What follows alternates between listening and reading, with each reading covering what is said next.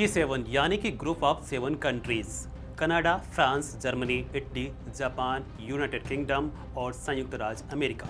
ये 7 देश दुनिया की जीडीपी का लगभग 40% प्रतिनिधित्व करते हैं। G7 के नेता हर साल शिखर सम्मेलन में मिलकर वैश्विक अर्थव्यवस्था, अंतर्राष्ट्रीय सुरक्षा, ऊर्जा नीति और भविष्य की चुनौतियों जैसे महत्वपूर्ण विषयों पर चर्चा करते हैं। इसी उद्देश्य से इस बार भी फ्रांस में सम्मेलन हुआ और सदस्य देशों के राष्ट्राध्यक्षों ने शिरकत भी की। फोटो सेशन हुआ और बैठकें हुई, लेकिन फोटो सेशन ने कुछ देशों में आपसी तनाव भी पैदा कर दिया। दरअसल अमेरिकी राष्ट्रपति और इटली की प्रधानमंत्री जॉर्जिया मेलोनी के बीच नया विवाद शुरू हो गया है।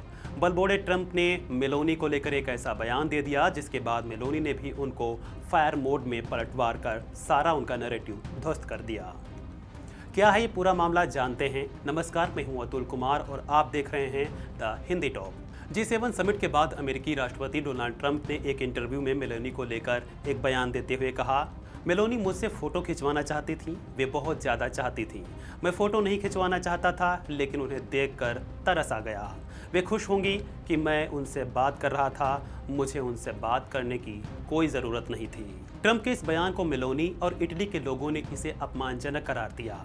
ट्रंप को जवाब में मेलोनी ने एक वीडियो जारी किया और कहा कि ट्रंप के बयान बिल्कुल मनगढ़ंत हैं।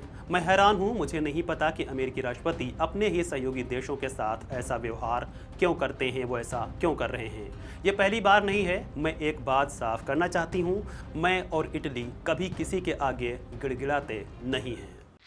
Dunque, certe cose meritano una risposta immediata. Le dichiarazioni di Donald Trump sono dichiarazioni totalmente inventate, sono francamente allibita, non so perché il Presidente degli Stati Uniti si comporti così con i propri alleati, non è del resto la prima volta che accade, posso solo dire che dispiace che non abbia la stessa determinazione con i nemici dell'Occidente, con i nemici degli Stati Uniti, con leadership con le quali invece si dimostra molto più accondiscendente, però una cosa se la deve ricordare, io e l'Italia non imploriamo mai.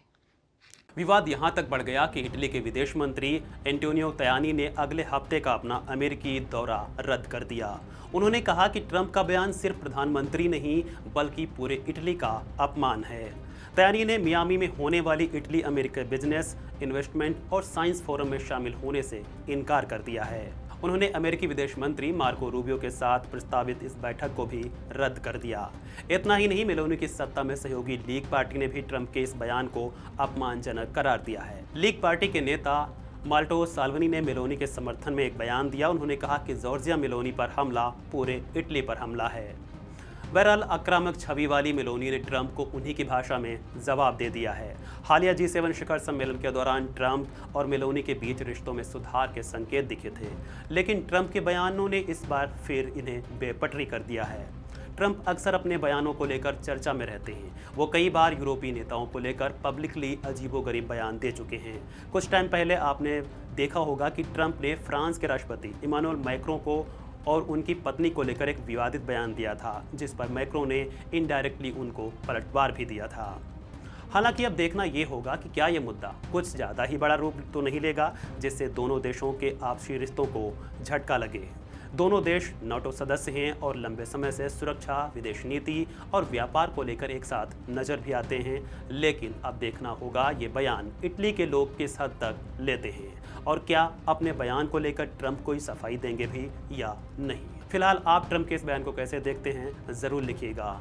अन्य updates के लिए the Hindi talk को करें like और subscribe.